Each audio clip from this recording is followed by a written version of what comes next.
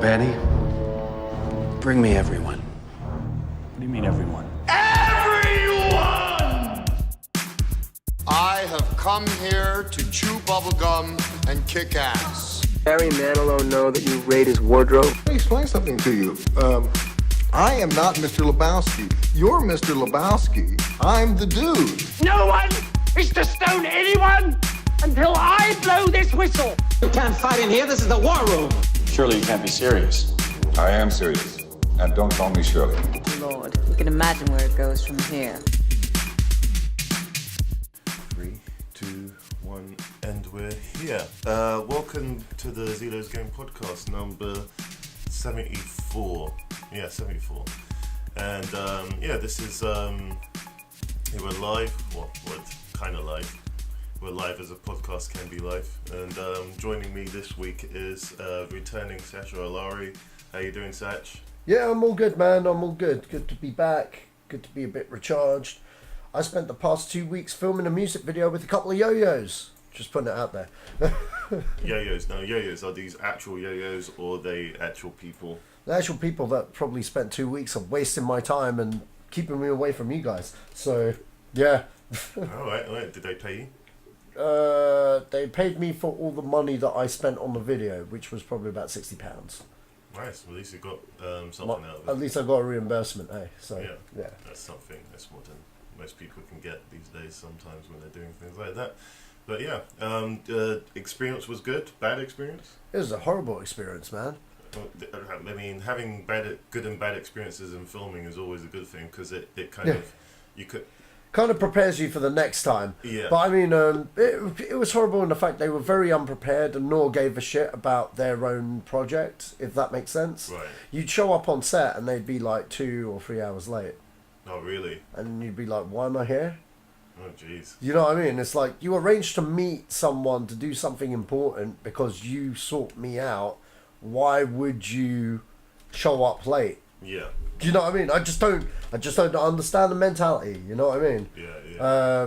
But you know, hopefully we'll be able to finish editing it off and it'll look good. But you know, I just had to rant on a platform about that. Mm-hmm. You know what I mean? Like, guys, if you're ever planning on making movies, there are gonna be a lot of fucking time wasters that are gonna waste your times. Some of them are in the music industry. Just putting it out there. There's a lot of really good artists and a lot of good music guys, but you know, the amount of times I've met people that they're just concentrated on the music or the gig or whatever. Mm. They're not concentrated on the music video at hand. Yeah. You know what I mean? They don't even care. They'll suggest like, can we have this? Can we have that? But the overall cut, they don't care. Right. Or at least, you know, that's how it was with these guys. Maybe if I did another one with someone else, you know. I've done like 2 now, and like the first one they gave me free reign, and they didn't even want to be in the video. They were just like, yeah, just gonna make whatever. But this one, you know what I mean, these guys didn't even know what the fucking hell they wanted, you know, half the time. And then, to be honest, they kept changing the song every 5 minutes. Well, it's they like, couldn't even hold yeah, the song together. It's like fucking hell, man. Come back to me when you've completed the song, then maybe we can know what we got to shoot. Oh. It's frustrating. That's crazy. It's frustrating. Well, I mean, experience is experience, and I guess it's one that you'll surely remember in regards to the experience you had. Promoting their stuff though, go check out Charlie and the Shitbags. That's the name of the band. Charlie's lovely. The Shitbags I have a problem with. Well, that's an endorsement. Yeah. If anything, so yeah, I guess check that out. Like tail spinning straight on to it's just stuff in the film world. We'll start off with Matthew Vaughn, and he's promoting Kingsman: The Golden Circle at the moment, and it looks like he's talked about Man of Steel 2 or Superman 2 or whatever you want to call it, and it looks like he's in talks to film this. And to be honest, I think that's a great idea. If they've got him in talks, if they've got him sat down and him interested in doing something, that's for Superman. I think that's the best news for someone that can actually lock the character, because I think if there's one thing Matthew Vaughn's good at is locking characters. He's good with those type of characters, getting you to have a unique, making them more human, so to speak. Because this far, and this incarnation of Superman, it don't really relate to him at all. Right. Yeah, Vaughn would be good. Vaughn would be good if that be the case. I mean, I know a trash bag would be good at this point. I know the article said they are in talks. Yeah, that's what I just said. Yeah, I know the article said they've had talks, but it didn't say that it was a definite lock. He said he likes Superman and that they've had a discussion. If they can get Vaughn to do it, sure, why not? I mean, he's a very competent director. Personally, though, I would like to see Matthew Vaughn do more Matthew Vaughn type movies than take a studio movie, mainly because he's slowly becoming one of those directors that I can't wait to see what he does next.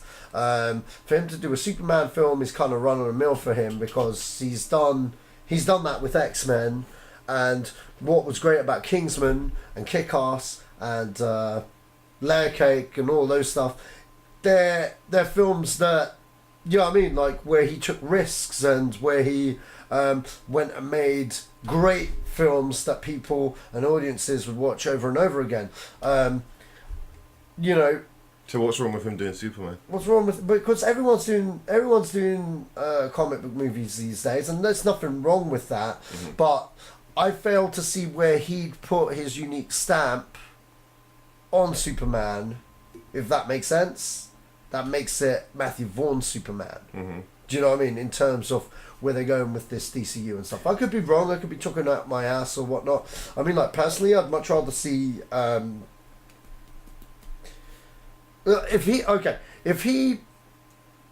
rather see him do Superman with his collaborator Mark Miller and do Mark Miller's Superman that he proposed, which would be a complete reboot out of everything.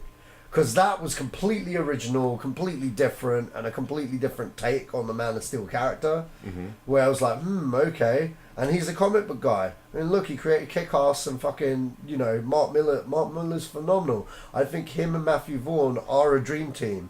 They've had lots of success with Kingsman, lots of success with Kick-Ass. And that, you know what I mean, that interests me more. You know, if that was the variables that were to go on, then yeah, I would be okay with that. But they're not going to get Mark Millar involved. You know what I mean? Mark Millar.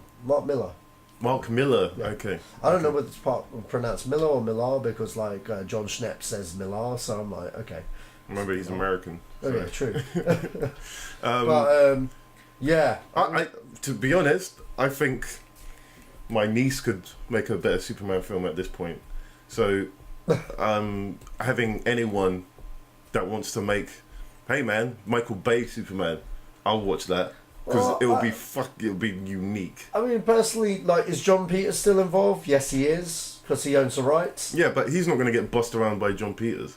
He'll just probably leave. Yeah. But this, my biggest thing is that I'm not interested in the character anymore, so I don't care if it gets made or not.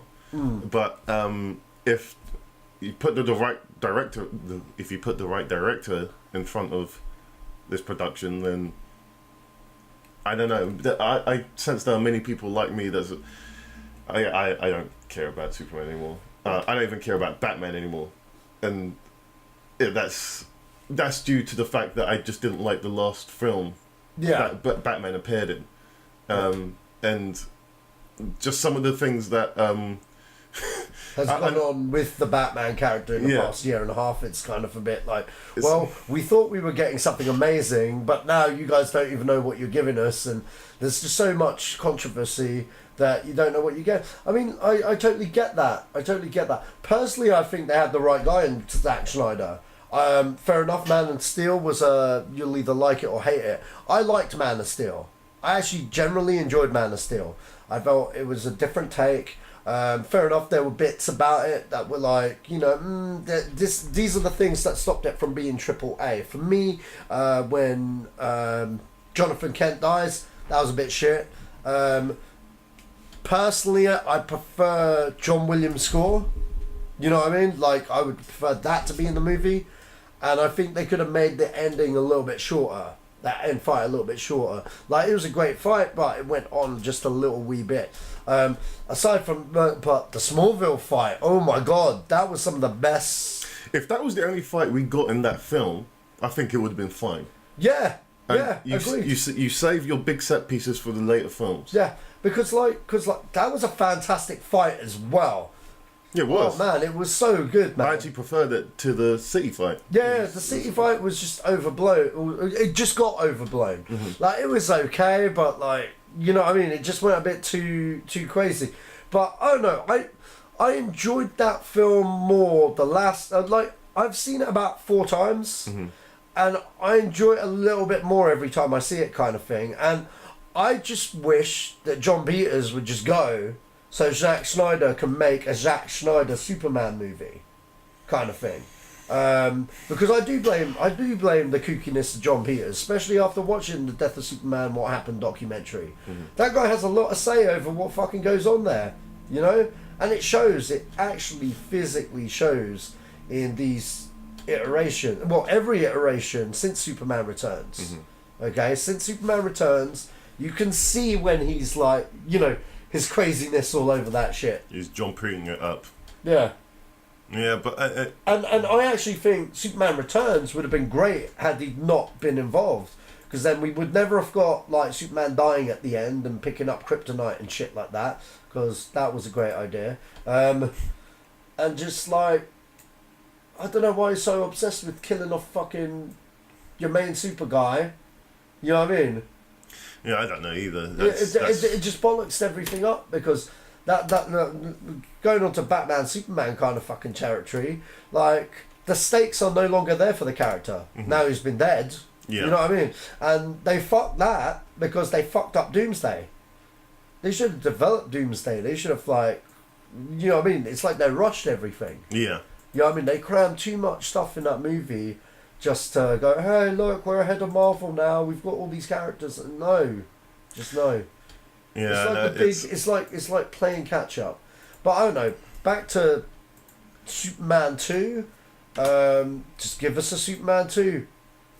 Hopefully it'll be good. Yeah, well, they need to figure out what universe this is in first. That's the one thing. They're talking about multiple Joker films. They're talking about Suicide Squad. I kind of get where they're going with the Joker thing. I mean, like, look, there's the main universe, which is the DCU. By looking into the article about, like, DiCaprio being Joker, it's not connected because they want to do a gangster film which is different tone based on that character. Yeah, we had that film, and Christopher Nolan did it. It's been done. Well, no, because this is a different take on the character. Sure, so was that. It's like, yeah, of course, but like... People still remember that film. Oh, yeah, of course, but it's not trying to be that film. You've got many films of Al Capone.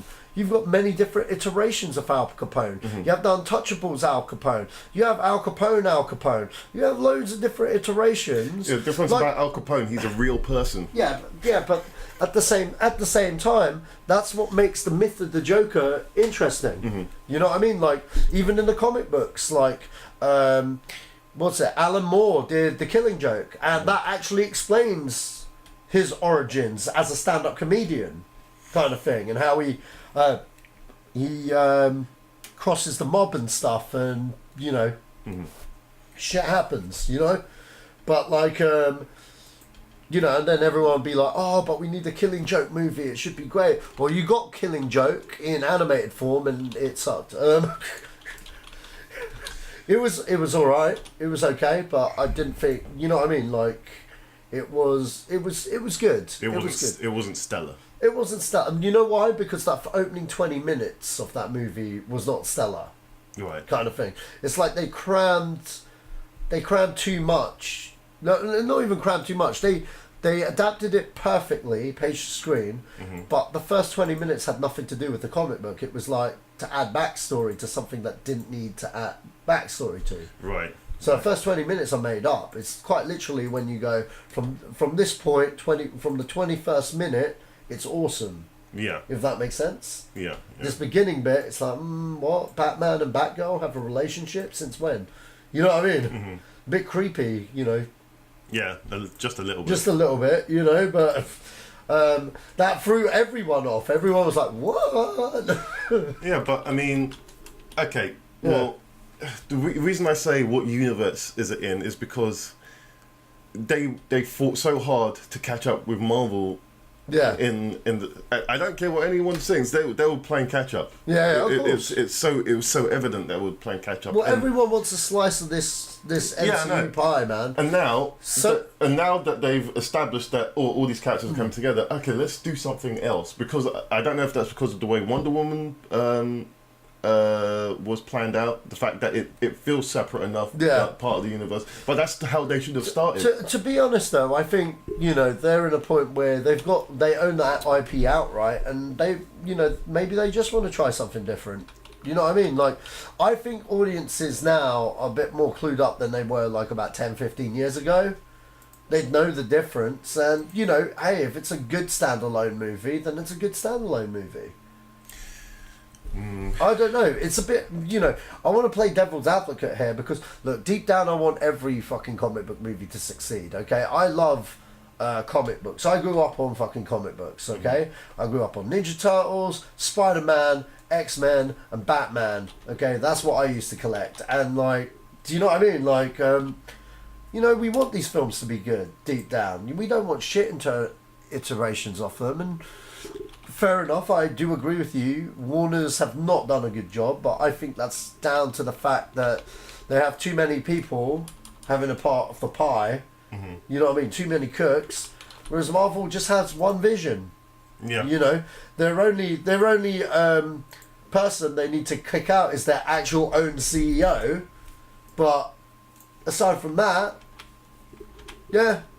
Yeah. Well, I don't know what will happen, but to me, the people I would like to see direct a Superman film is Matthew Vaughn being one, Wachowskis if they ever get out of movie jail. Well, that could be their ticket out. Could be, but I can't see them wanting to do it. That is true.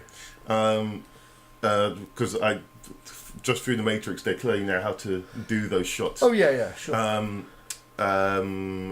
What's his name? Tim Miller. And I know I said this as a joke, but Michael Bay. Michael Bay would never touch that in the barge pole. Sure. I could see why you'd say Michael Bay, but no. That film would be awesome. It'll be insane, and probably be bad, but it can't get any worse than it is. At least it would. You would see the money on the screen. I'll be honest with you. I'm gonna say one name, and it's gonna be a little left field. What's that? J.J. Abrams. No. Okay. I'd say J.J. Abrams, just because. In that case, Spielberg. Well, yeah. I mean, just through watching his earlier films, I've got I was given a collection. I was going for someone. Go on. I was given a collection by one of my mates of a lot of Spielberg's work throughout the years, and I've just been watching his earlier films, and he deals a lot with character, just like the other 70s and 80s films dealt with character because of I don't know if it's because of budget, but yeah, that's the way stories were told, and I think that's what that first Superman film needed was you to connect with him, because it's a guy that can literally punch through the earth, or punch the earth out of existence. But that's the thing. That the reason why I thought J.J. Abrams was because I was thinking someone that could evoke what Richard Donner did. Does that make sense? Yeah. Because I think Richard Donner had it on point. Oh yeah, definitely. He had it on point. I love that movie. All you have to do is remake that film. Don't do anything else. Just remake that film. No, sacrilege. I don't want. Sure. But what I mean is use the same beats that he took, because it was. You could see the 3 acts. It was. You know what? Honestly, I wouldn't even remake that film. I'd do what Superman Returns did and discard Superman Returns. I'd make a Superman sequel and literal sequel to those 2 movies. Mm-hmm. Literally, the first 2 movies. I'd just be like, look, he exists. Metropolis is fucked up because of the Zod fight. Because of the Zod fight. Mm-hmm. What happens now? That's literally what I do. And then I'd have Lois Lane just wondering, like, wow, why can't I remember, like, the past 48 hours? Well, I mean, Anyway. Or don't even mention it. Just have it like years later, and then have the reference. Have like a fake Statue of Liberty where the torch is broken, and then like they're still fixing it as a reference. I don't want to fix that ages ago. But yeah, I see where you're going with that. Yeah. But, I mean, these are, again, if he is confirmed to do it, that would be the best thing for Man of Steel, or just the Superman character on film at the moment, because he's got a bad rap at the moment. So yeah, make it work, Warner Brothers. Jumping straight into this next piece, which is about John Wick 3, and it's getting a summer release now. Instead of like it's like a February release, well, in this country anyway. No, it was in America as well. It got a February release. So yeah, it's popular enough now that people know who John Wick is for it to, and from what I see, that it can be released in the summer against the Titans of the summer. So, but the thing is, I think it's in Chad Stahelski. He wants to do, what's that film called? Highlander.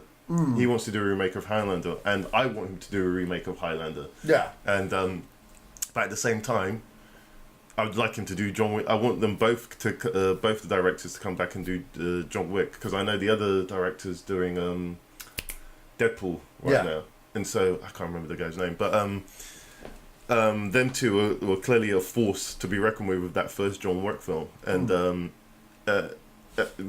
just through the films that they've started to do, they've caused a wave in the industry of, hey man, if you're going to do a fight, see the fight. Let's see the fight. Let's not cut away. They've changed the game again, like the Matrix did with fight scenes and whatnot, and just displaying martial arts on screen. Yeah. And I want them to be able to direct this film. I don't want Lionsgate to dictate to them, hey man, we've got this slot, and you've got to put it has to go in this slot, or you guys can't direct this. I don't want to see anyone else directing this, because you'll see the definite change and flow from those other directors. So do you think that's a good idea for them to, I mean, they're both working on different projects, and then they would have to kind of, I wouldn't say rush this, but I don't want them to rush this. So do you think having that summer deadline is a good thing? I'm not really worried about the summer deadline, because John Wick seems to have a fast turnaround in terms of how they produce it and stuff. But I mean, I'm just worried about it coming out in summer full stop. I mean, like, I think, early summer, spring, when it comes out in general, is good business for them. Yeah. Real good business for them. Because one, there's nothing out like it. Two, it's a 15 or an 18. Mm-hmm. So, do you know what I mean? It doesn't alienate, its audience or itself. Mm-hmm. Does that make sense? Putting it against, like, I don't know, a Marvel film in the summer, they're looking at a drop-off regardless. Like, don't get me wrong, I'm all for John Wick, and I'll be there, I'll watch John Wick and a Marvel film, but you got to understand, audiences, sometimes when they go to a theatre, they're only going to do it once. Mm-hmm. You know what I mean? And they're going to pick whatever. This shit comes out in front of Infinity War, sorry John Wick, you know what I mean? Like, this isn't going to be the popular one. It's not, you put it in front of a Star Wars movie, sorry mate, you know what I mean? As much as people like John Wick, I don't know. But then at the same time, it could be good counter-programming maybe. It's a weird one. Me personally, if I was a director or even like a head of a studio, mm-hmm. I'd be looking to get as much profit out of this movie. You know what I mean? Putting it in the summer, it being a 15, I would be a little bit dubious about that, because I think that's getting a bit too confident. Well, but I'm sure it'll be good, because those two guys are doing fucking marvelous films at the minute. I haven't seen Atomic Blonde, but I've heard good things by other people.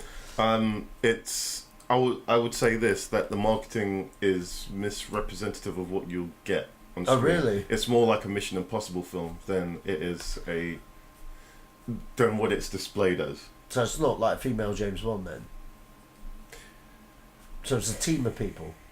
No. What I mean by more like Mission Impossible, it's the way the first Mission Impossible, its plot is extremely complex. I see. It's more complex. It looks like a John Wick type of film when it's displayed out to you. So okay, right. This woman has to be here to get this, to do that, to get out of this. Okay, right. Okay. But it's more intricate than that. There's a lot going on, and if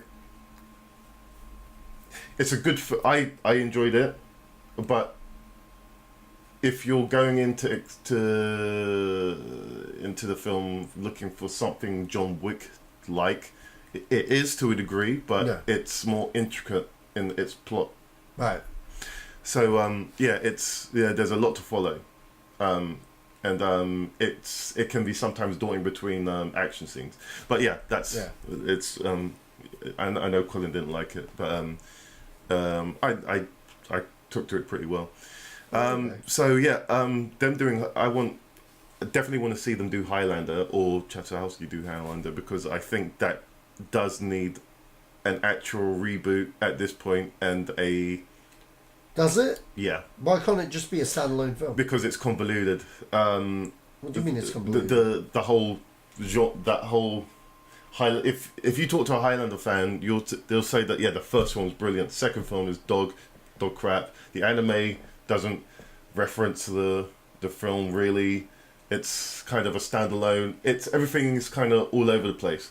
If they're doing what I think they're doing, is to bring the whole mythology to a point where it's understandable to an ultimate conclusion, as opposed to this convoluted universe that it has, then I would say. I know you haven't seen Highlander, have you? I've seen Highlander. Oh, you have? Okay. Yeah. So beyond the first one, I can't see all that. I mean, well, I haven't seen later sequels and stuff and whatnot. I've only seen the first one. To be honest, why can't it just be one movie? Let's move on and make something new. Yeah, because it's. No, you say that, but I mean, they tried to franchise it. It didn't work.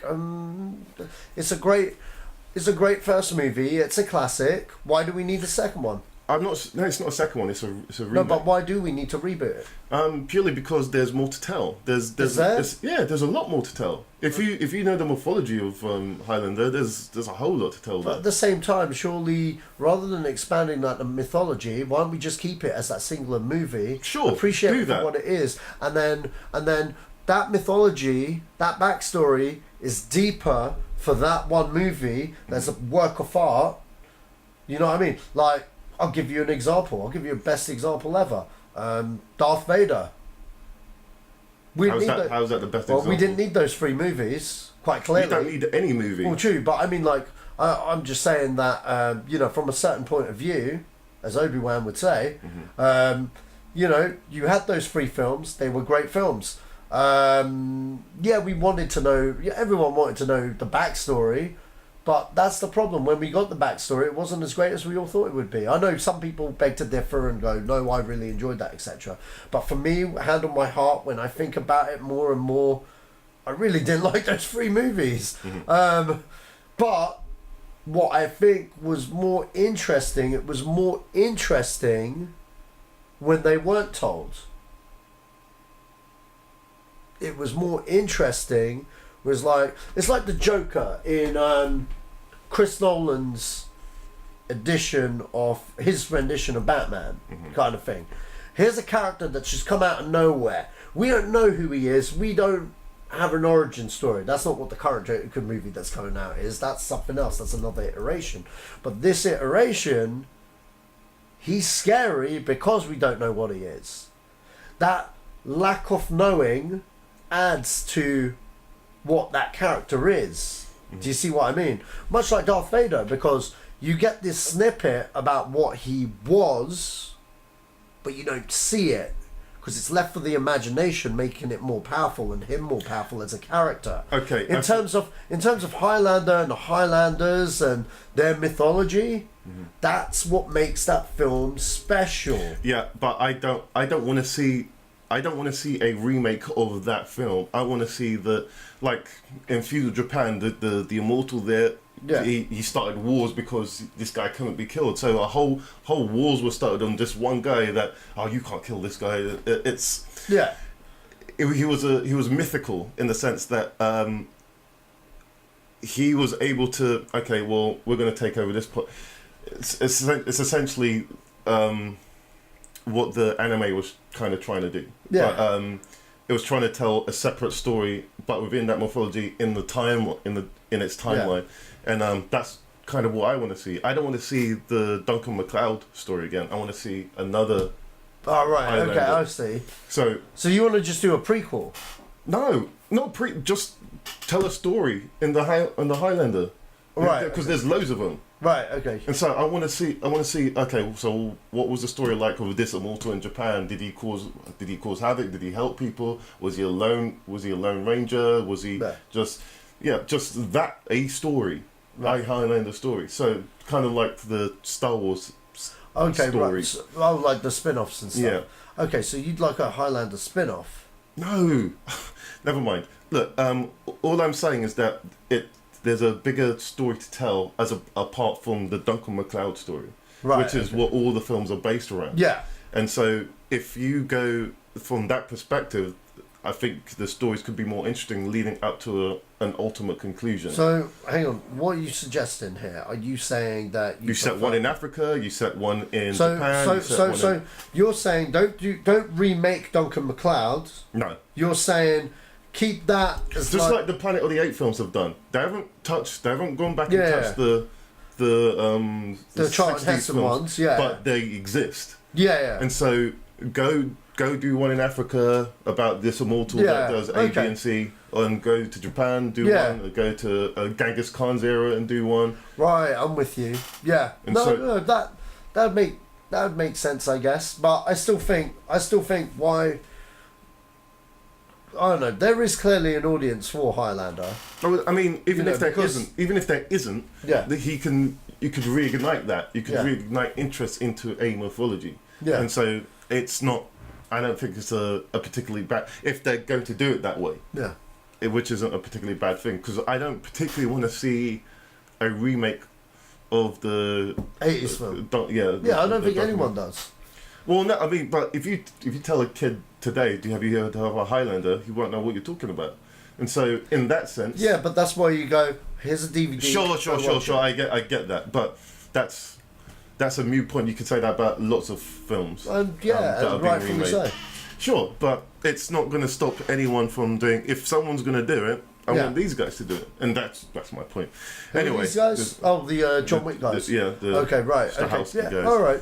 And it will bring a uniqueness to the combat that you just wouldn't get in the originals because it's all very especially with their style of action. Yeah. And it doesn't hold up, man. it really doesn't hold up. The story itself is cool, but with today's techniques, but this is okay. I bring this up because I get really wound up when people say that. Okay, maybe it's just me as a movie lover here. Okay, Star Wars aside, because like I love both versions, the special editions and the originals. I am in the camp where I wish we still had the originals, just so that we can make the definitive choice when we're watching it at home. You know what I mean? Here's the version I grew up with. Here's the one you guys have now. You know what I mean? Like it's the same way if let's say they redid the effects on Superman the movie, which I know is one of your favourite films. No, I mean like proper, like wouldn't bother me. Like it wouldn't bother you, but would you like to? What if they turned around and said you can never watch the old one again? If again, you'll go. No, but I'm trying to make a point. No. Yeah. But my understanding to that is that what Richard Donner wanted. Was that his ultimate vision? Could he not finish the effects Yeah. At the time, if that is the case, and he said, "Look, this is the way I want the effects to look like. Yeah. This is the way I want it to look like, and that's ultimately how I want it to be presented." Then, if that's what it is, then that's what it is. But that's then my bottom line. at the same time, it's the version you grew up with. Sure, I don't care about that. It does really? that. Okay, it doesn't it's just bother that, me. okay. That's you then, because there's a lot of I'm not saying that. Hey, that's you. Dan, you're wrong. My mind goes to the guy who created the product. Okay. If that wasn't the way he wanted it to look, and he wanted it to look like version B, then okay, I accept version B, because that's ultimately how he wanted it to look. I think a lot of people would prefer the ones they grew up with, because there's a lot of people in that mindset. Yeah, that's fine. Which is fine. It's like Imran with Armour of God. Right. Do you know what I mean? That's the best example I could give that, because he loves Armour of God, but he loves the version that he saw on VHS, right, rather than the one that came out on DVD. For those that don't know Armour of God, it's a fantastic Jackie Chan movie. Go see it. But do you know? Yeah. Do you know about the one that came out on DVD? Is the actual? Oh yeah, of course. So so he's what he's asking, what he wants is the production company that brought it overseas that put it on VHS. He wants that version of it.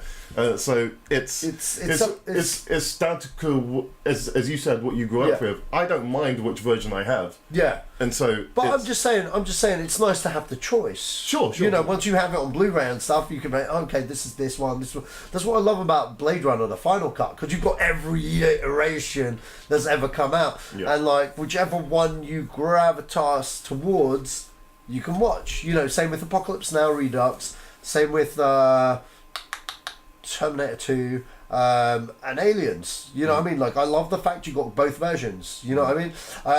Like the T2 3D that came out, it was actually the theatrical version that came out, and I had one friend that was like, I wish it was a special edition. It's like, look, no, I know it's the theatrical. I was like, look, okay, Terminator 2 is a fantastic movie regardless whether it's the theatrical or the fucking director's cut.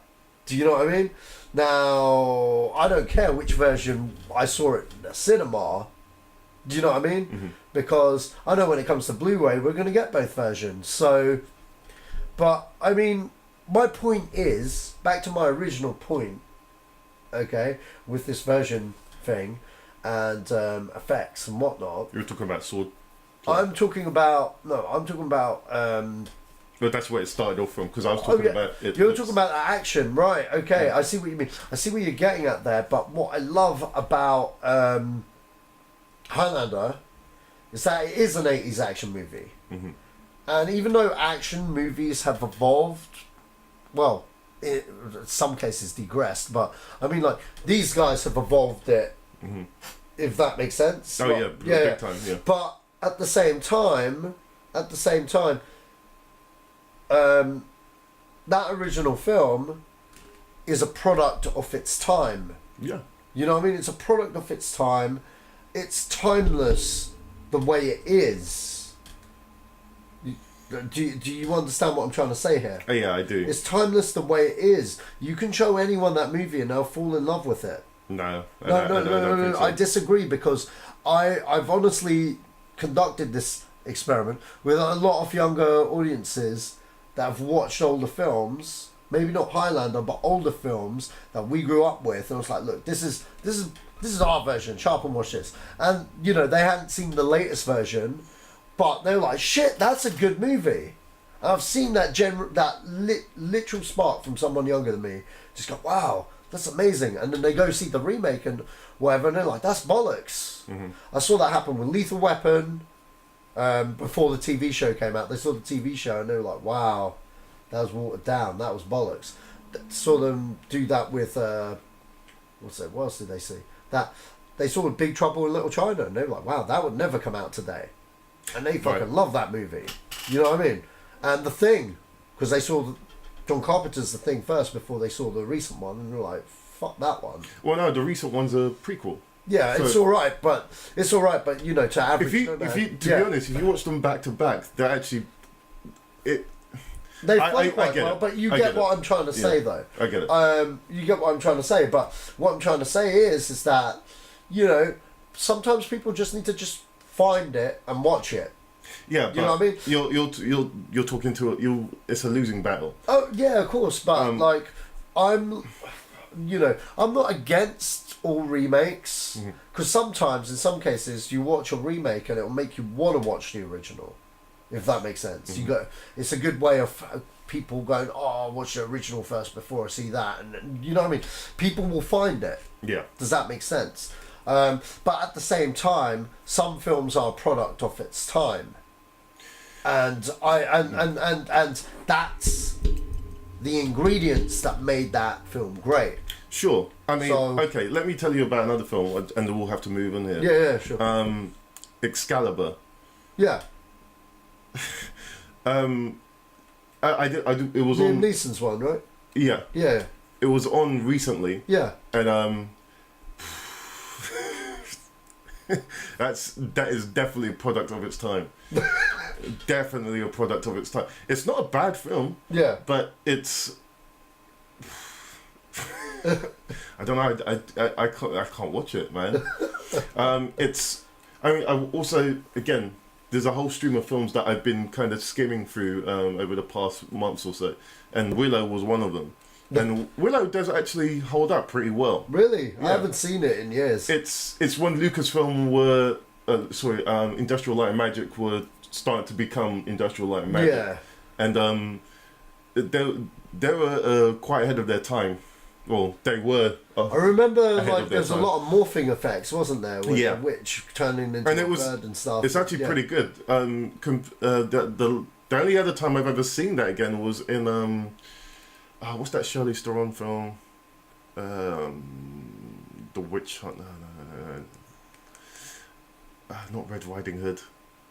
Oh, I can't remember. There's a film with Charlize Theron and she turns into a bunch of hawks. Not hawks. Is it Snow White and the Huntsman? Yes, yeah. Okay, yeah. And that's the only ever time I've seen it done in a very similar fashion. I thought, wow, okay, it's interesting. What ILM did like 20, 30 years ago still kind of looks good now in comparison to.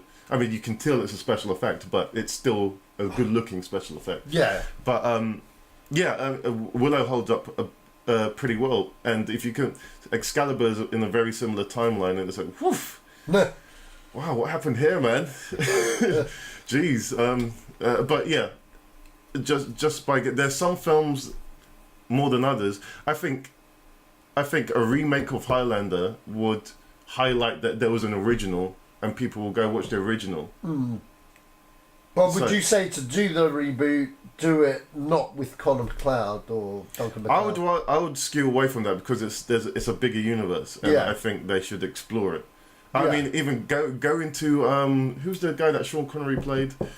Oh, Ramirez. Yeah, go into Ramirez's where he came from, or how he discovered that he was immortal. I don't know. Just do something out of skew, and have Antonio Banderas play him, which would be interesting. Yeah, and have him with the Sean Connery accent. Oh god. But yeah, we spent too much time on this, but yeah, John Wick 3, bring it up in the summer. Maybe we'll see. We'll hear more about it as time goes on. Okay, so this Hellboy thing, right? I didn't think.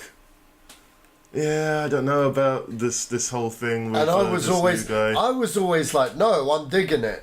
And then Colin showed me a picture of it, which I'll try to find, and he looks more or less like to tell him apart. Well, I couldn't tell you who Ron Perlman is the guy. Ron Perlman, yeah. It looks very similar to that version of him. So when I saw it, I thought, oh, okay, cool. They haven't changed him that much.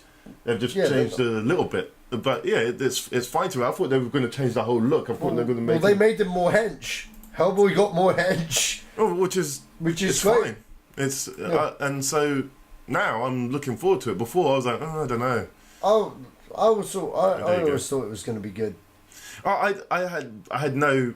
Yeah. I had no point of reference to. Okay, well, they want to redo this thing now. I don't know what that means. Well, you got Mike Magnolia behind it, the creator.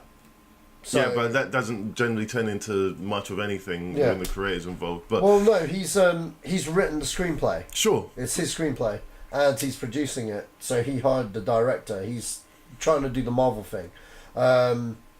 It's, I have faith in this. I mean, I do now. Yeah. I'm fascinated to see what Mila Jovovich looks like. Yeah. This to me could undo what she did with Resident Evil for me. Just wow, she's playing an interesting character again. Awesome. It feels like she's been doing Resident Evil half her life. Well, she's married to the dude, so yeah. Yeah, and it's Look, all I know is that you've got Ian McShane in this, you've got Mila Jovovich now, and you've got David Harbour. If you've seen Stranger Things, David Harbour's been in lots of other things, but I think audiences these days will resonate with Stranger Things, and so he looks the part. He looks the part as far as I'm concerned, and with that, do you think there'll be more of a what's the word I'm trying to think of?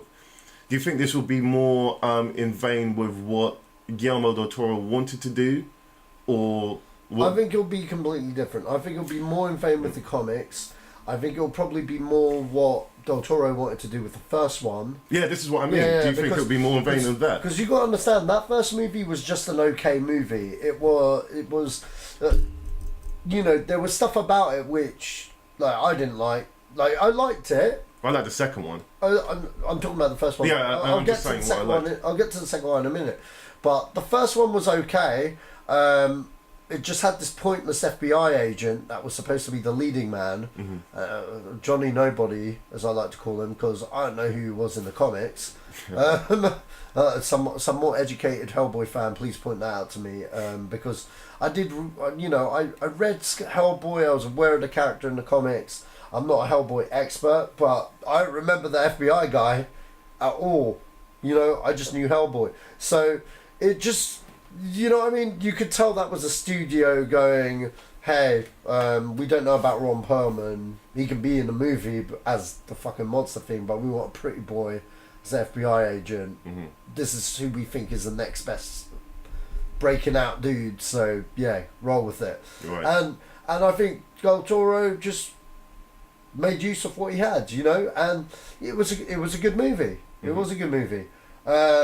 Golden Army was a great movie, but it had fuck all to do with Hellboy because it was completely made up. It was just a Del Toro movie, He didn't base it on any of the comic books. He just made his own characters and stuff, which is cool because he's very good at doing that, but it just wasn't Hellboy. I really like the second film. I really like it as well. I'm not saying it's a bad film. I'm just saying it wasn't Hellboy. Sure, but so if audience don't know that, yeah, I know. Would it matter? Well, yeah, no. If it's good, then yeah. But if it's shit, it's going to get executed even more. Mm-hmm. Does that make sense? It was good. Yeah, no. But I'm just saying, if it hadn't have gone well, people would have been like, "Fuck Del Toro," you know what I mean? But I didn't. It was great.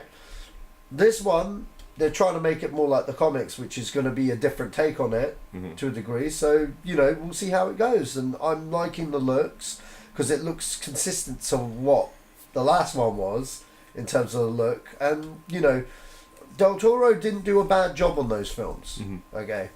So I just don't think he ever got to make the one he wanted to make. Exactly. I don't think he ever got to make the movie he wanted to make, kind of thing. So, yeah. Well, I mean, they've clearly kept the aesthetic. Yeah. And so, that to me, so yeah, I guess I'll be interested to see who they get to play as Abe Sapien. Abe Sapien? The water guy. Oh, okay. Yeah. Probably get Niles again. No, they won't get Niles. They'll get someone else. It was a joke, man. So, but yeah, this has got a 2019 release date as well, and so I'm guessing they're gonna, if this is gonna be a proper hardcore, it's gonna be Deadpool-esque Yeah. Right. So, do you think that will be a February, an early release, like beginning of the year or end of the year? Yeah, I think it'll be something like that. Okay. Well, again, I'm looking forward to it now, and I wasn't before, but yeah, we'll see how it goes. Okay, so Tim Miller, he's hooked up with James Cameron these days. He seems to be good buddies with him. He's keeping his nose clean, and looks like he's directing Terminator 6 now, or as we would like it to call Terminator 6, but it could be a reboot, could be whatever, I'm not sure. But Tim Miller, to me, if you're going to get visual effects right, I think he'll be the guy to go to in this sense, making it a consistent look, as opposed to despite what other people say about the other Terminator films, I think some of them came away with interesting. They did something interesting with the Terminator films, especially when what's his name? McG. When he did when he reintroduced the T-800 again, that was amazing because it felt like it turned from an action movie to a monster movie. Yeah. And it just kind of brought back the whole stalking. How much of an unstoppable force the T-800 is. Yeah. I felt in those last closing moments of that movie. I mean, like, you know what? Salvation is a guilty pleasure. It's bad. It has moments. It has good. It has some really good. You know what I like? Okay, this is what I like about Terminator Salvation. Okay, I think it has a great aesthetic behind it. The way the world is, the way the effects are physical rather than physical and practical, and a great mixed blend of physical practical effects with digital. You know what I mean? And that added a lot more weight in the action sequences and stuff. And yeah, things I didn't like was them coming from Sam Worthington's point of view. Right. When I think it should have been more. I think audiences wanted John Connor. You got Christian Bale. You want to see John Connor. Yeah. You know what I mean? Well, what the fuck? That's why we were there. When you heard Christian Bale was John Connor, everyone was like, "Oh my god!" You know what I mean? That's what we want to see, and we didn't get it. We got Johnny Nobody here. Being a hybrid Terminator, which was a bit okay. I didn't gel well with that. I hated that side of the story. Yeah, but you know, even though I didn't gel well with that, it was entertaining enough to keep me engaged, which is, you know, and which is more than what I could say about T3. Which was more or less T2 light. Yeah, because T3 just felt like a television movie. It just felt like, when you look at it now, it just looks like a TV movie. It doesn't look like a movie. I saw Terminator 2 on the big screen the other week. That's a fucking movie. Yeah. And that still shits on half the films that come out today. You know what I mean? And like fucking hell, like it even shits on Salvation. Of course it would, because it's Terminator 2, it's a granddaddy of them all. And like fucking, yeah man, like T3 just played like a TV movie. Don't even get me started on Genesis. I'm not going to talk about that. Oh man, but yeah. Tim Miller, do you think that's a good choice? I think it's a fantastic choice, because I think Tim Miller's from an effects background. He's working with James Cameron. James Cameron's probably going to get him to do stuff a little bit more practically as well. And plus, like, you know, they both, you know what I mean? Like, it's going to be awesome. Yeah. I hope it's going to be awesome. And, like, you know what? He's doing it from a different angle now, where it's all about Arnie. Yeah. It's not about Sarah Connor or John Connor by the looks of it. It looks like it's all about Arnold's Terminator, or a version of Arnold's Terminator, getting into adventure. So you see the actual guy. Yeah. Not General Candy, okay, from Terminator 3. Fuck that guy. If you haven't seen that, there's a deleted scene in Terminator 3 Rise of the Machines. You can YouTube it online. Arnold Schwarzenegger playing Lieutenant Colonel Candy or something, and apparently he was the first guy the Terminator's got, and like, whatever. You know what I mean? Whatever, I don't know. But basically, I think James Cameron's always been interested in that idea. And he even mentioned it a few years back. he mentioned this a few years back before Genesis came out, and he said, look, if they get you to do it, we want to make sure you're at the forefront and that we see, you know, what the T-800's about, which it kind of did, but we never saw who that guy was when he was a human, which is what I think we're going to get. Yeah. You know what I mean? Now. And we'll see, man. I mean, like, are they going to de-age Arnie? Of course they are. Yeah, they're going to have to. They're going to. And they got Tim Miller. Tim Miller knows this visual effect, so he probably knows exactly how to do that. And by the time this film's made, I think the technology would have got to a point where it was, okay, yeah, we know what we're doing. Yeah, exactly. Saying that, though, as much as I didn't like Genesis, it had a strong opening, and the CGI, not even CGI, some of the bits with the younger Arnie, I felt was done well, because you had the Arnold of T2, and then you had the Arnold of T1, you know what I mean, in there as well. I actually felt the T1 looked better than the T2. Actually, no, T2 looked better than T1, because T1 was at the start, because T2 was at the start because and then they go forward in time, and then he's like, they didn't really explain the whole time jumping thing, which is a kind of a gaping hole. Yeah, you know what? I thought it was bullshit, because you know what? Sarah Connor Chronicles did a much better job of that. In fact, you know what? Anything, that's the only thing. Season 1 and season 2 to a point, because how they ended it was. What? Well, they knew the show was cancelled. Yeah, so. but they ended it on such a bollocks ending, man.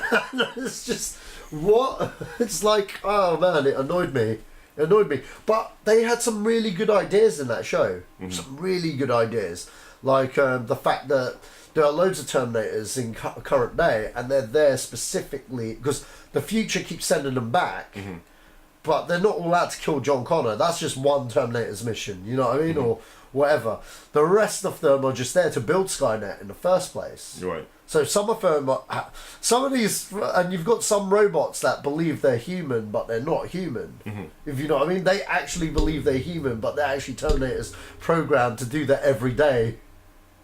And whatever that every day is the, you know, behind the purpose of Skynet. Yeah. If that makes sense.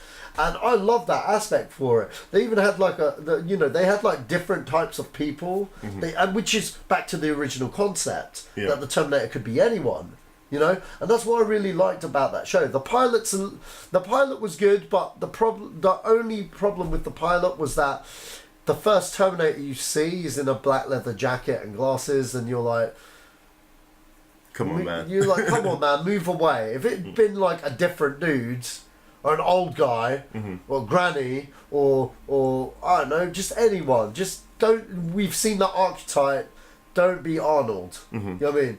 And the show will be great. And it did. It was really good the first season. First season was really good. I felt Summer Glau was a fantastic Terminator. I think she's probably the best since Arnold. Honest to God, I thought Lena Henry did a fantastic. Heidi did a fantastic job as Sarah Connor. You know, her iteration of Sarah Connor. I loved how they just like deleted Terminator 3 from the continuity. They literally just delete it from continuity because the actual pilot takes place in 1997 kind of thing, and then they jump forward 10 years to 2007, which is when the show came out. And when they jump, the Terminator, the girl from Summer Glau, she turns around and goes, "Yeah, you need to have a check. You need to go see a physician," kind of thing. When she goes to see the physician, they spot the cancer. Right. They spot the cancer and they catch it in time. Right. Kind of thing. They catch it in time, basically. Whereas in number 3, she died of cancer because they didn't catch it. Right. Kind of thing. And that's how they solved that problem with the show. Right. But it had a lot of interesting theories and stuff because it was like, obviously her mission is to destroy Skynet, isn't it? Yeah. And like, it's just interesting seeing like Sarah Connor play that Sarah Connor doing the stuff that you hear about in T2. You know you know, shacking up with different guys to learn stuff, and you know what I mean. John going to different high schools and stuff, and it had a really good dynamic, that show.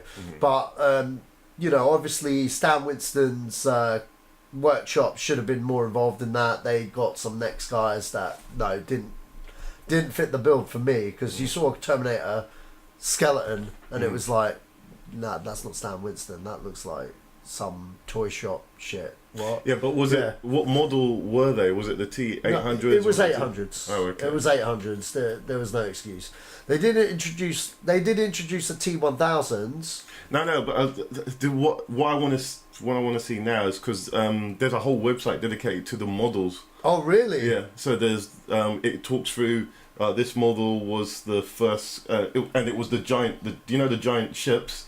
Oh yeah. That was the T1 something. There's a whole website dedicated to it, and then it progresses, and then that big ship became the smaller thing. Then it got smaller. Then it got smaller. Then it turned into a henchman with a rubber face, and then the prosthetic. That's what I loved about Salvation. You see the 600s. Oh yeah. Remember that when you first meet Reese for the first time, you've got that big, massive dude. Yeah. And he's got like miniguns on his arm, man. He's so clunky in the way he walked as well. It was so funny, man. Yeah, but you still wouldn't want to get on well that thing, man. Exactly. And that's what made it even scarier, to be honest. But yeah, I would like to see that progression as well of all the models that went before, and until you get to the. But I mean, oh no, man. Yeah. Anyway, Tim Miller. Tim Miller. Yeah, great choice. Yeah, good choice. Or I guess we'll see more. They're gonna milk this, man. So we'll see production photos. We'll see what. Hey, this is what Arnold Schwarzenegger could look like. This is what would de-age him, and we'll see what happens. Okay, so James Bond. This is a bit of old news that Apple and Amazon are up for they want the bidding rights. They're in the bidding war now. Apple and Amazon. Yeah, so they want to. They want to. If Apple win, you know what's going to happen there. Yeah. If Amazon win, you know what's going to happen there. And so, do you think that's a good thing for Bond? But when Apple's concerned, I don't think it is. I don't think that either one of them will get it. I don't think it. So do you know who I think's gonna fucking Sony? And I actually think Bond has been doing really well at Sony, to be honest, since Casino Royale. Mm-hmm. You know what I mean? To be quite honest, the reboot has worked for them. Yeah. Financially. Even though Sony are in trouble right now. I mean, it's worked for them financially. It was a fantastic fit for the Broccolis to get certain rights to the characters that they didn't have for years back in, stuff like the rights for Spectre, the rights for Casino Royale itself. They've managed to make things consistent, if that makes sense. And, even though I didn't start off as the biggest Daniel Craig fan, I still tip the hat to them for doing what they did. Yeah. Because, they foresaw the future. Their change from Pierce Brosnan to Daniel Craig was kind of like, we've got a limited time period to make this chess move. Mm-hmm. Otherwise it could be lost. Yeah. Because it was all to do with rights. That's literally what it was. They had a window and they did it. Yeah. They did it. And it was for the future of the franchise more than, let's just cast Pierce Brosnan aside. Mm-hmm. It felt like that 10 years ago at the time, because I didn't really know much about rights, or, you know what I mean? Mm-hmm. I was more like, what, Pierce Brosnan? Because I liked Pierce Brosnan as well. It's the same thing that happened with Dalton, though. Yeah.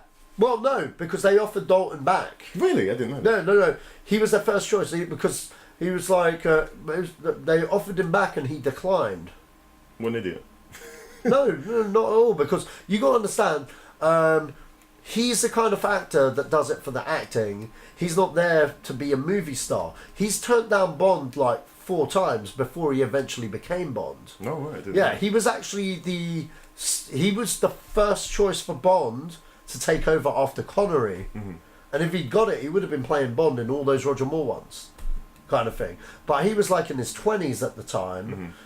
He always kind of carried himself a little older kind of thing, even though he was a young man. And they wanted him to take over, like, during the Roger Moore days. Right. And he said, sorry, I feel that I'm too young for this role.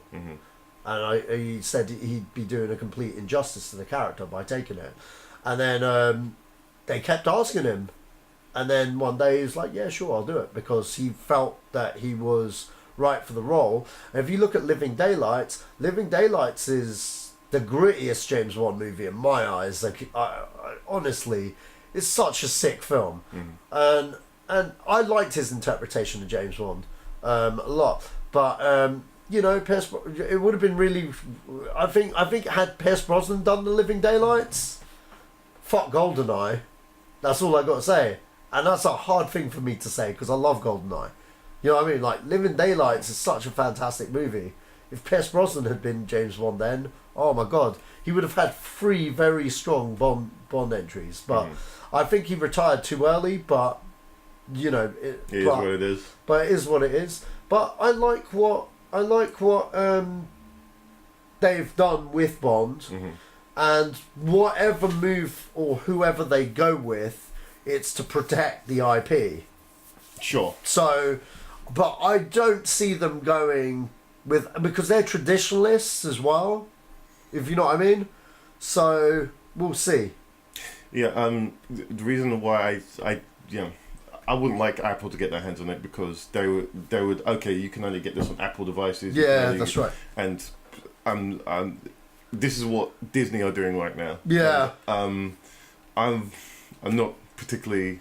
I'm not vibing well with that, man, because Warner Brothers have been hinting to do it as well. They're to take all their films off Netflix and put them on a streaming site, and you won't be able to buy them. And I was saying this long-term, man, there's going to be a moment where you can't buy anything. It'll be behind a paywall. If you ever want to watch these things, it'll be behind a paywall, and it's going to turn into that world. And I hope the Broccoli's go with Sony.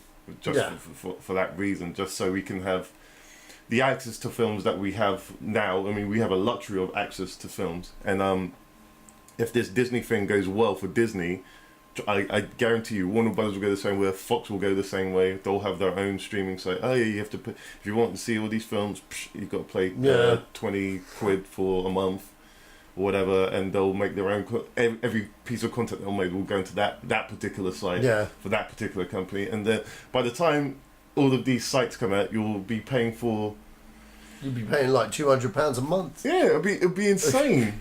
It's not. I don't think that's sustainable. But no. It's the kind of world we're living in. We're living in a Trumpian world. So anyway. There's going to be more news on that. I'm sure they'll announce who's got the bid for it soon. So, yeah, more news on that as it comes.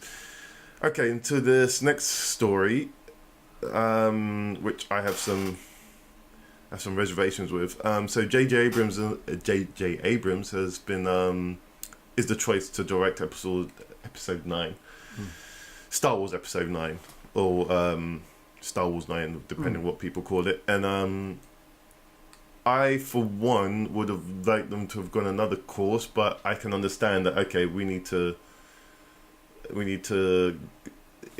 someone who's familiar with Star Wars. He started off with Episode 7. He reintroduced the Star Wars brand to the world again, and quite successfully. And so it's not a bad choice, but I think they could have gone a different way. I don't know what happened with Colin Trevorrow, but a lot of people said he got fired. I'm pretty sure it was a neutral parting. It sounded like he got fired by the sounds of like what's been reported and stuff. So what happened was they agreed on a script. He wrote the script. Fine, no problem. And what was it? Yeah, he wrote the script. It was fine, etc. And then unfortunately, Carrie Fisher passed away, which meant they had to have discussions and rethink what they do with her character in these things, which led to, hey, there's a new writer. You know what I mean? Mm-hmm. And then there's another new writer because they got the guy that wrote the Harry Potter play involved. He's no longer attached to this thing, but he's made a few bob, you know. But apparently, like, Colin Trevorrow was clashing with Catherine Kennedy on these changes and stuff, or, you know, the new, they couldn't agree to a story direction on where it should go, kind of thing. Obviously, there was probably a lot of stuff that he'd spent a lot of years on writing his script that he wanted to keep, but that, you know, stuff probably didn't, you know, gel well or whatnot. But yeah, they clashed over creative differences, and that you know, mutually, like you said, they split. You know, the big rumours are, in terms of everyone saying maybe he got fired, is because apparently, well, it's been confirmed by multiple sources on Booker Henry, he used to put down the Steven Spielberg card and wave his golden trophy because he did a film before Jurassic World, which Spielberg saw and hired him personally, kind of thing. And now, what's coming to light is that on his current film, Booker Henry, while making that, whenever he was challenged, he'll be like, "Well, you don't know what you're talking about. I was hired by Spielberg personally."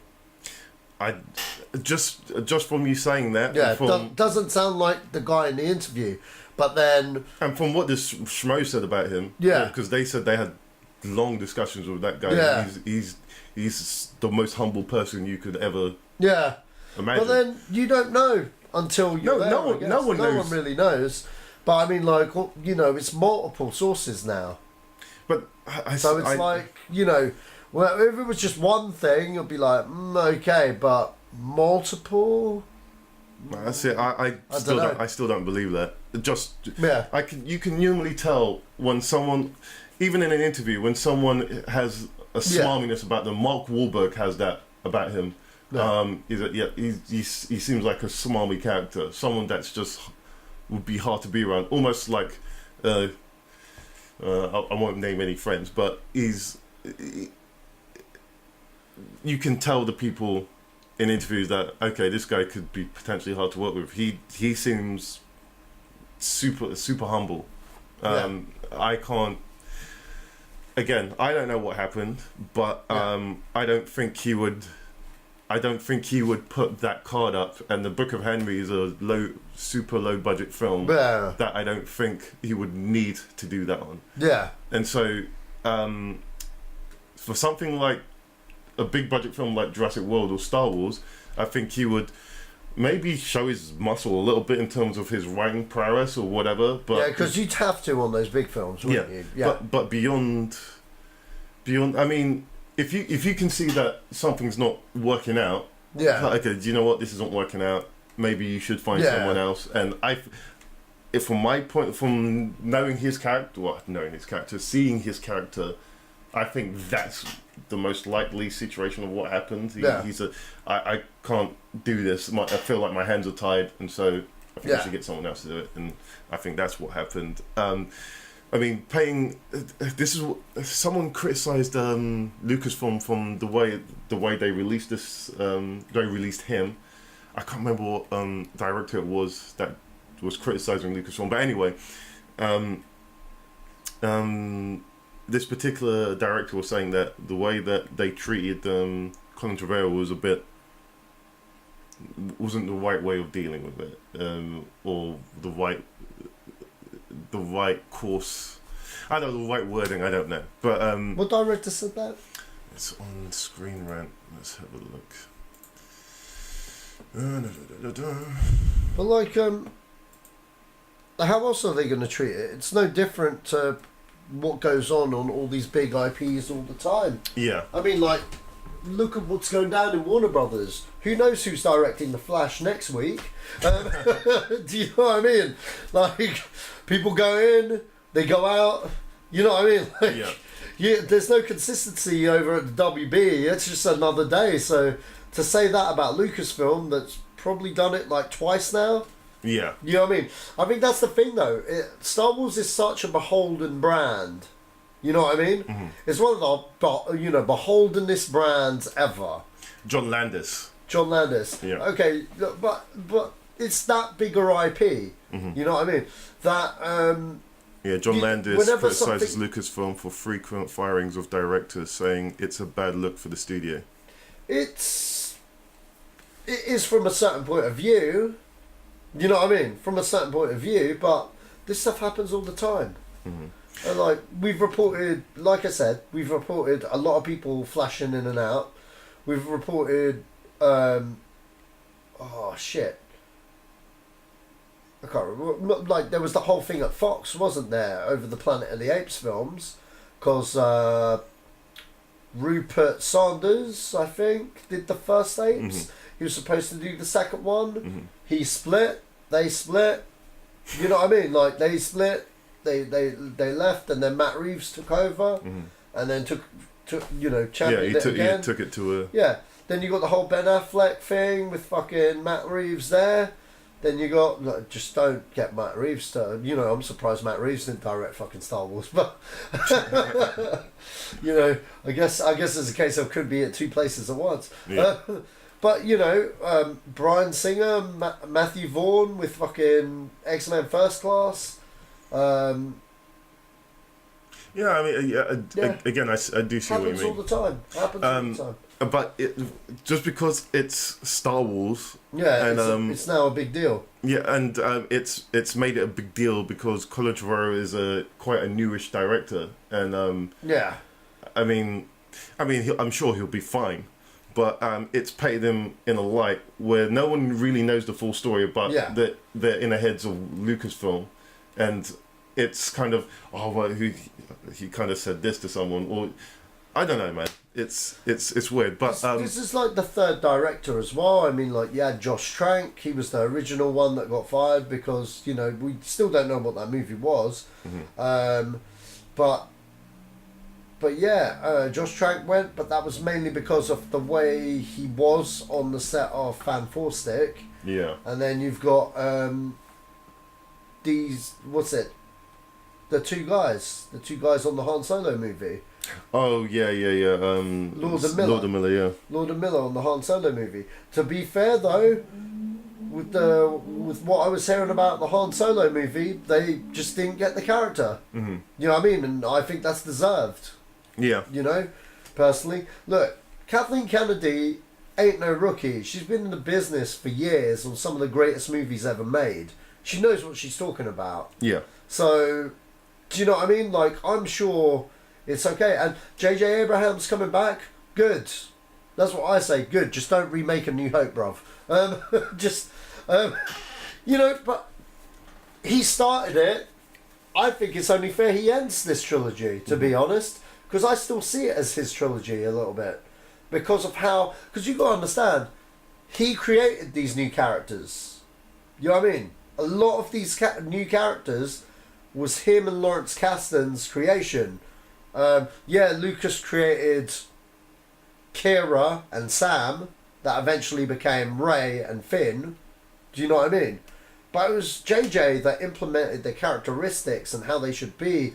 And, it was him that brought back Han Solo from just a cameo to a fully fledged role.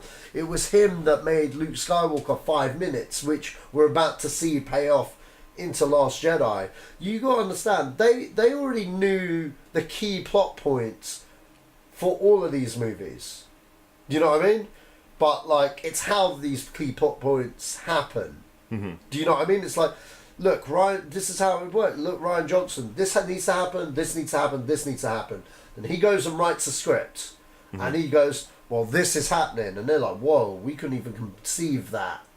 Like, that's amazing. You know what I mean? Now it's up to him to figure out, connect the dots at the end. It'll be fine, man. It'll be fine. Yeah, well... if anything, it's a safe choice for Lucasfilm. But at this point, they do need a safe choice. You know what I mean? Because they need to get that movie out, and they don't need any more problems or hiccups. And that's probably why it's probably best going with JJ, rather than someone brand new which could be unpredictable for them. Yeah. Because, look, if you're going to screw the pooch, do it on an anthology. Don't do it on the fucking main saga film. You know what I mean? Like, that would be the worst thing for everyone. And whoever directs that saga film that goes fucking tits up, wow. Wow, I'd hate to be that guy. Do you know what I mean? Yeah. And to be quite honest, I think Colin Trevorrow probably did himself a favour by not doing it, because he's still a young director with a big career in front of him. Jurassic World is a great movie to have under his belt, and I'm sure he'll be fine with whatever else. For his second film, man, friggin' hell. Yeah. That's amazing. Book of Henry's a misstep, fine, but do you know what I mean? Like, it'll be cool. I liked Book of Henry. It was... Oh, have you seen it? Yeah, I've seen it, yeah. Is it actually good? Because I've heard really bad things about it. It's not what you... It does something different. Right, okay. And that's all I'll say about it. Okay. For me, it's a little jarring, but it's definitely a friggin' interesting film, man. It'll be... I'm sure it'll be talked about. Yeah. For quite a while. Because, yeah, it does something completely different and bizarre, and not something a lot of film directors would do. But yeah, I would tell people to at least watch a Book of Henry once. I made a deploying last week for people to watch it. But yeah, definitely watch it. It's a interesting watch. But yeah. Whoa. According to Screen Rant, Han Solo movie is going to have Corellia and Kessel in it. What's that? They're two fucking planets that, like, every Star Wars fan knows about, but they've never shown on the big screen. Okay, so Kessel is a spice, you know, basically it's a planet where, like, the Wookiees are, like, slaves there.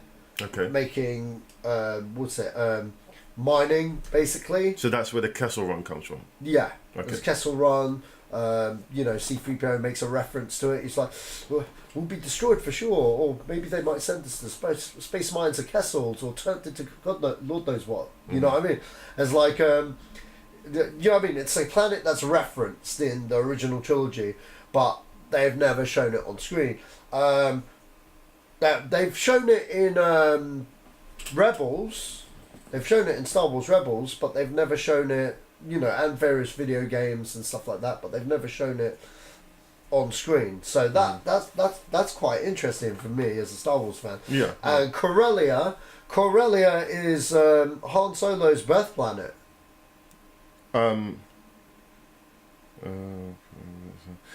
Say again? Corellia, yeah. Planet Corellia is Han Solo's birth planet, or home planet. Yeah, because the Millennium Falcon is known as a Corellian Corvette. Oh, okay. It's a YT-2600 Corellian Corvette. That's the name of the ship. Okay. Name, model of the ship. Okay, cool, man. It's okay. So yeah, cool. No, that just really fucking surprised me there, man, because like I was like, shit, what? They got Corellia and fucking Kessel? That excites me because we've never seen it on screen, and they're two brand new worlds, really, to the non-hardcore fans, where they're like, wow, I've never seen this before, and I kind of really want to see that. Yeah. So yeah. Okay.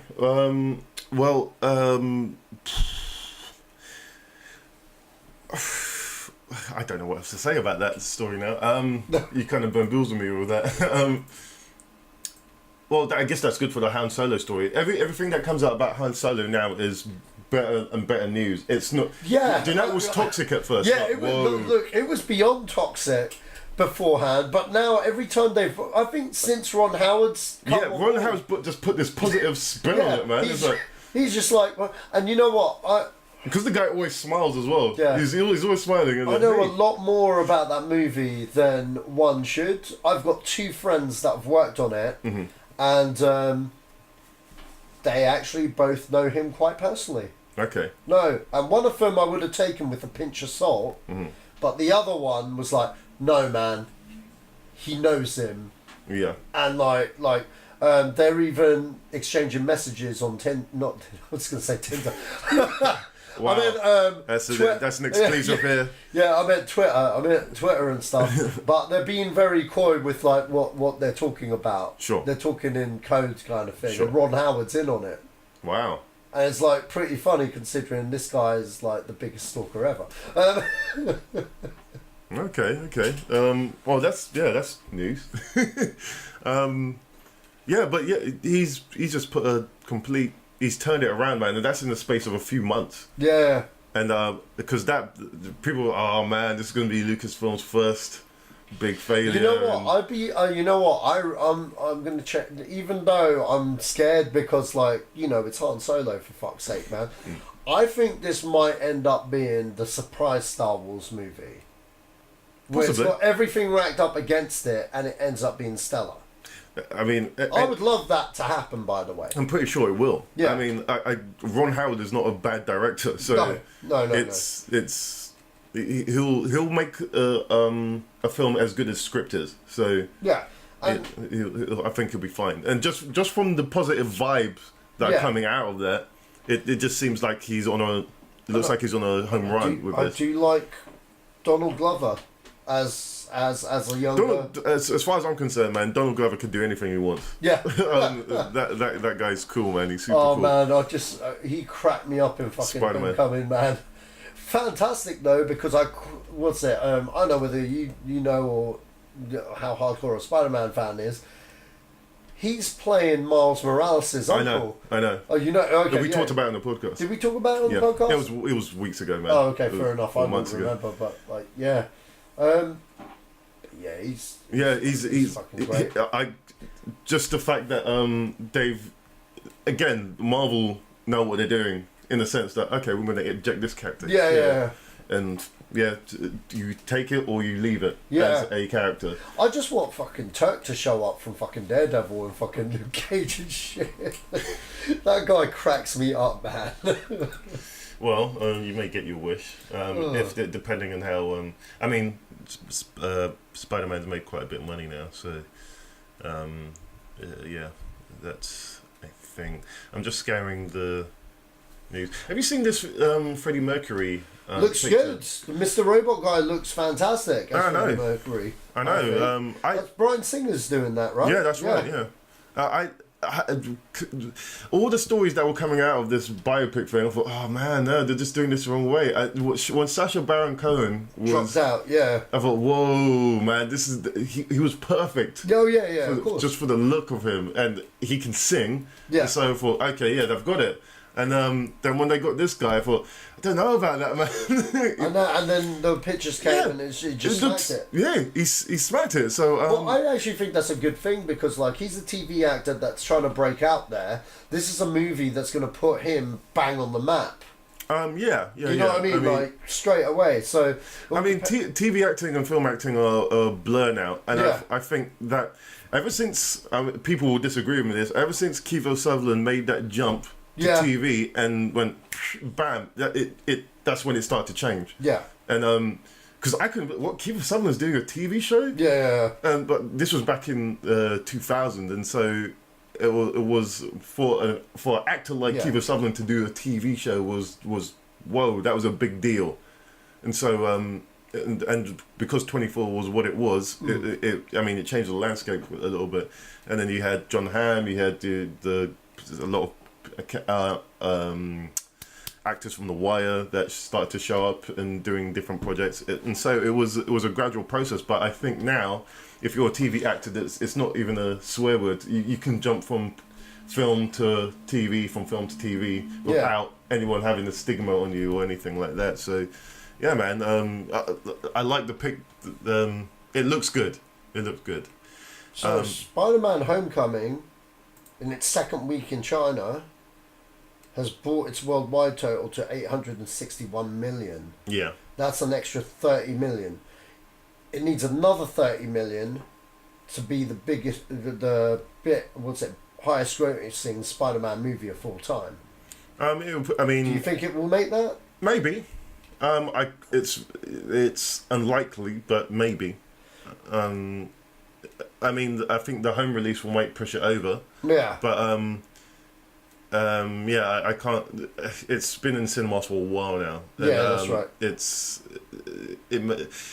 I know it's finished its theatrical one here and in a few other places, but we'll see, man. But it's not a failure, and it's nothing like this the Spider-Man film before that, because I have watched that Spider-Man film and I do not like it.